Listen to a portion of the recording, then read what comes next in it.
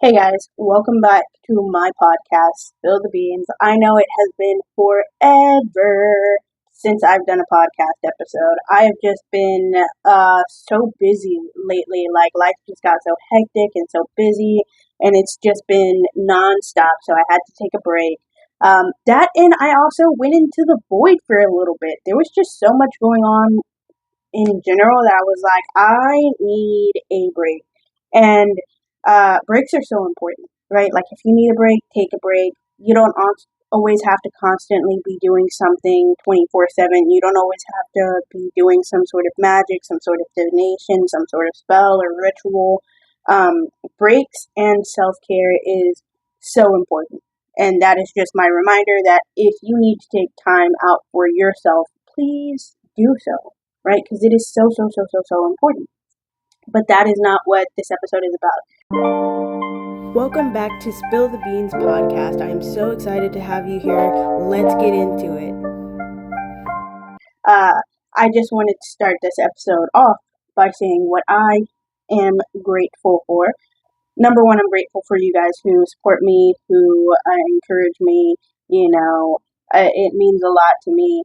But also, some of the things that I am grateful for is I've been taking a couple of more walks lately, and I've just so been enjoying that.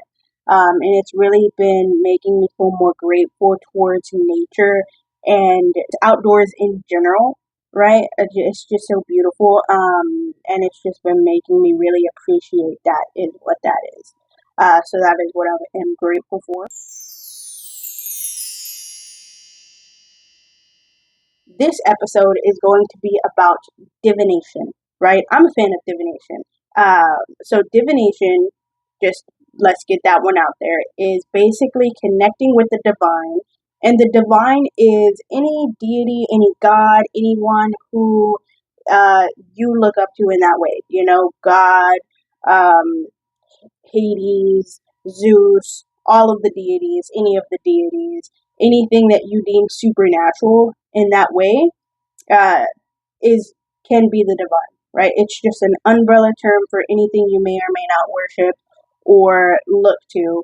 Some people refer to it as the universe, the universal energy, which is fine too. So it's just that umbrella term that encapsulates all of that. And it's just connecting with the divine to get some sort of help, answers, guidance, to see the future, to see the past, just to connect, right? That's what it is, to gain some sort of knowledge. And you can do divination in many different types of ways. There's not like one short way to do it. The most common form of divination that I think people see is tarot cards, which I love tarot cards, right? You'll see me do tarot readings all of the time. This is my good old Rider-Waite deck that I no longer use. I use it for spell work now. And this is a great way to do divination, right? But you also don't need any tools at all to do divination, right? So I'm gonna go over some of the different tools that you can use to do divination, but I'm also going to go over, hey, how can we do divination without any of these tools? Like, what about if I don't have any tarot cards? What about if I don't have a pendulum? Or what about if I just don't know how to do divination at all and I just want a place to start, right? So that's what we're going to be talking about today. And I think when you're thinking about doing divination and when you want to connect to the divine, one of the best places to start is by meditating, right? Because what you want to do is you want to really get in tune with the energies around you. You want to be like, okay, let me start to feel the divine energy, right? Let me see what that feels like. Let me see if I can sense when they're trying to send me a message or when they're trying to send me a sign. Um, and a lot of divination is just interpreting the signals and the signs that the divine is trying to give you, right? Which is why there's a lot of dream interpretation. The easiest way for the divine to send you a message sometimes is through your dreams, right? So that's why oftentimes people recommend of keeping a dream journal, keeping track of those, because it's super easy to like slip into those dreams and be like, hey, watch out for this. Here's what you need to do. Here's how you stay on the right track. Um, so if you're like, I want to get into divination, but I don't know where to look, meditate, keep track of your dreams, and just really, when you keep track of those dreams, if something stands out to you, be like, let me sit on that for a minute. Like, what could that possibly mean? Let me write about that or journal about that for a minute here, and write down what that means to me, or what type of energy I get from that, you know? And that'll help you a lot. Another thing that really helps is getting into the clairs, right? The clair senses, I have a whole nother video on that one, about all of the different clairs, and you can use that to help interpret the signs that the divine is trying to send you. And that is another way to do divination without using any tools, right? And that's just getting to know the energy that is already around you, and then associating that and trying to figure out, okay, is this my energy? Is this the divine energy? Like, is this one of my deities' energy? What is this difference here? Um, and that can be so incredibly helpful. It's just being in tune with the energies that are around you. Okay? One of the biggest and best things that you can do for yourself. If you're someone who's like, I don't really know how to get in tune with the energies, I don't know how to interpret signs, it seems really hard, and you want a tool to help you, like I still recommend all of those things, the meditation, the dream journaling, getting in tune with the energies, because that will always help you, and it'll just help you enhance your practice. It'll help you gain more knowledge, right? It'll just help you in general outside of your practice. So that is something that I absolutely do recommend. But if you're like, I would much rather have a tool to help me, you could do pendulums, right? This is my pendulum. I have several pendulums actually. This one is labradorite, and you don't have to have a fancy pendulum like me, where it's like I have my labradorite pendulum, I have my obsidian pendulum, I have two different pendulum boards that tell me yes or no. You can make it super simple. You can, number one, just get something on a string.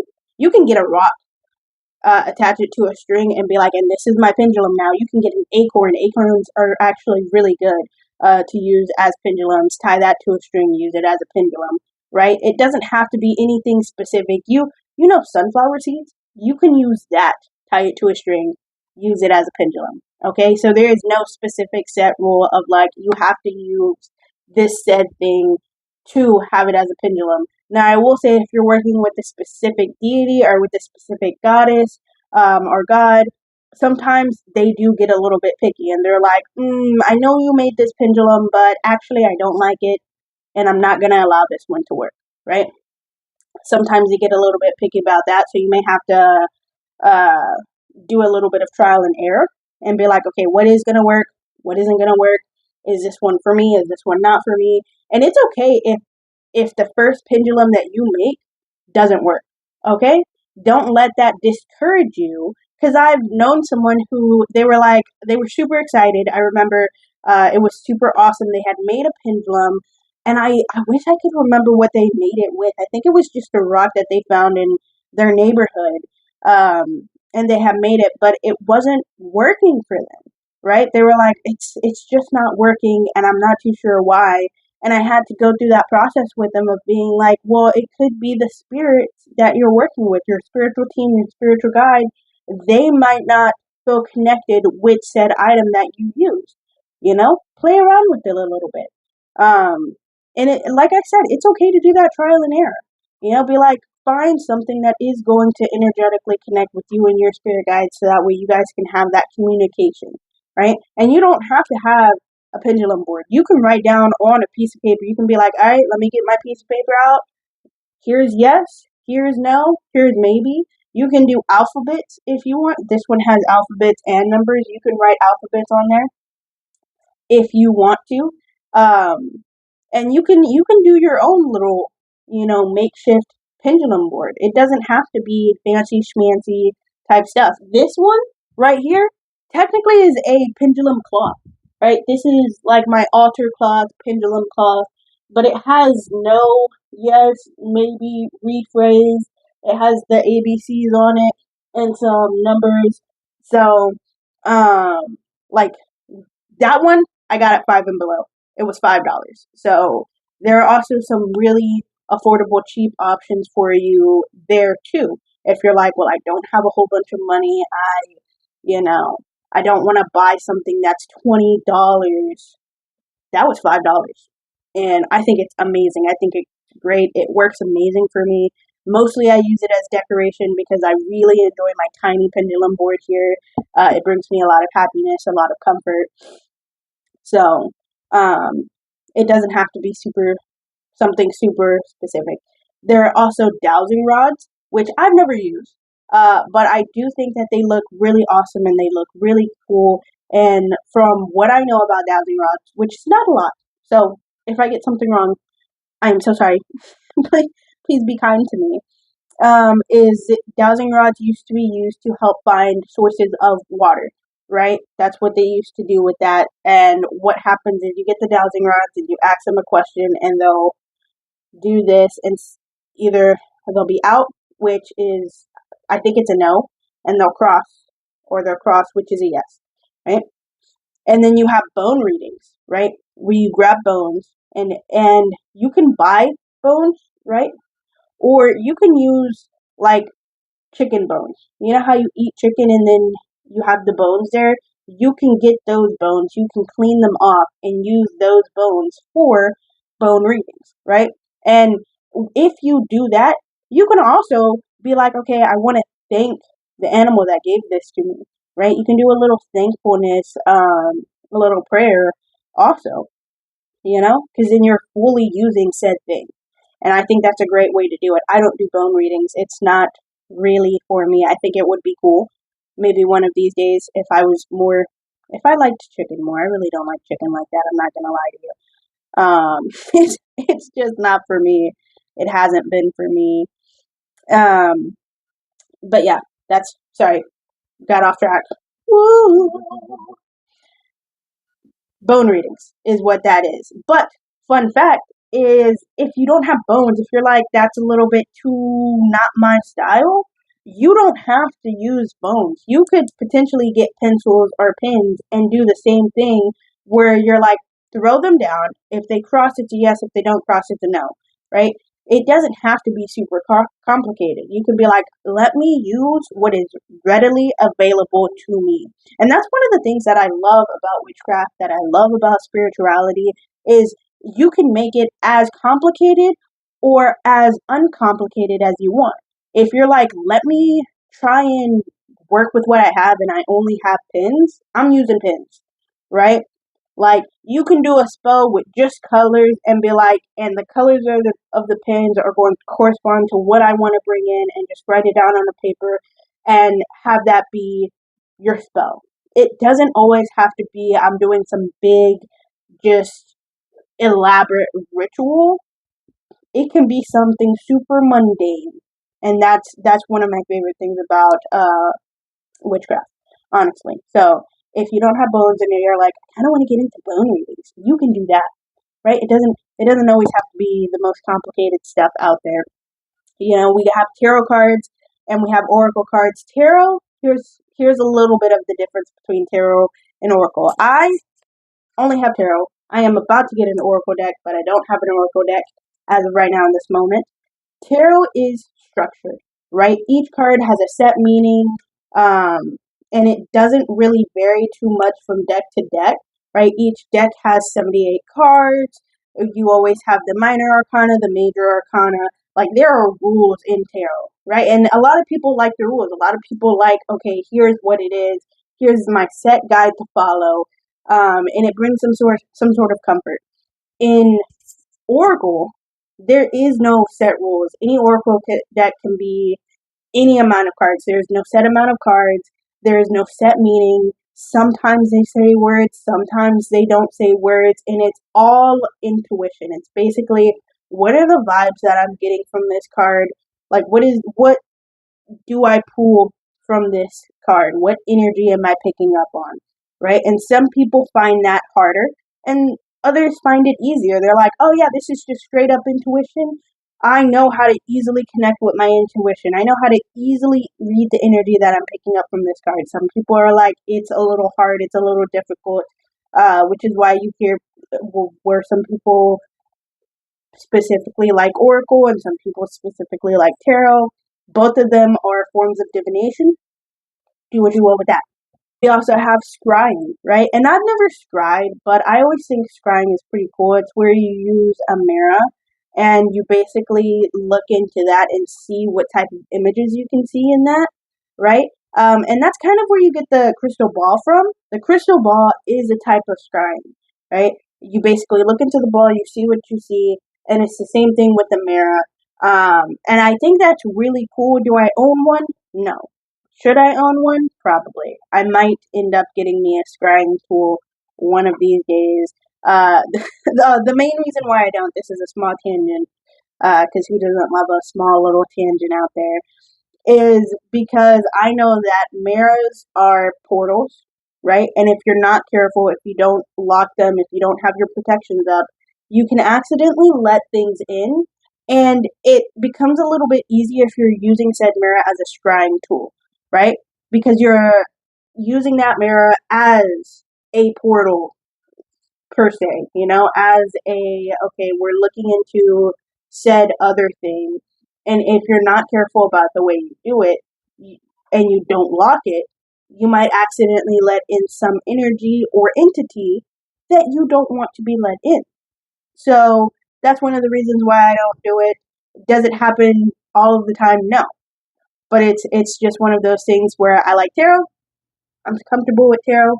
And I am not well versed in scrying yet, which is why I haven't scryed. That is what that is. But I do think it's really cool, and eventually I am going to get a scrying tool to do that. I just need to gain more research, and who doesn't love research? I'm a fan of research. Anyways, that's that tangent. Um, the next one that I'm going to talk a little bit about is tea leaf readings, right? And it's almost the same as looking into the object and seeing what type of images you pick up and then interpreting those images, right? It's the way that the tea leaves move, the images that you see in them, the shapes that they make have certain meanings. Do I know how to do tea leaf readings? No, absolutely not. Do I think that they are amazing? Yes. Would I love to learn? Yes. Will I learn? Probably not. But that is also a type of divination that is out there. And there are so many different types of divination out there. Like, there is bibliomancy, where you basically look up in a Bible. It doesn't have to be a specific Bible, and search for signs and messages through the Bible, which is what a lot of churches use. So sometimes Christians, they love to be like, oh, divination is evil, it's witchcraft. Fun fact, churches do divination all of the time, right? Like what divination in its simplest terms is just connecting with the divine to get an answer, to get some sort of message, to get some guidance. Christians do that all the time, right? Mostly they do it through like prayer and through looking through passages in the Bible, and they'll be like, show me a sign, right? They do the same things, they just hate to admit it. So keep that in mind, right? It's the same stuff, just with a different name, okay? And if you can think it, there's probably a way to do divination with it. I'm not even going to lie. There are just so many different forms of divination. I know some people who do divination with Pokemon cards, which I think is really awesome, really cool. I know you can do divination with playing cards, which I hear is easier than doing with tarot. Um, I haven't tried it yet. I do have a book on it. I just haven't delved into it because there's just so much going on. Hopefully, I will be able to get into that soon. We will see. We will see where life takes us. And off the top of my head, that's all of the different forms of divination that I can think of. If you come up with one that you're like, I am really interested about this, is there something like that? Feel free to comment.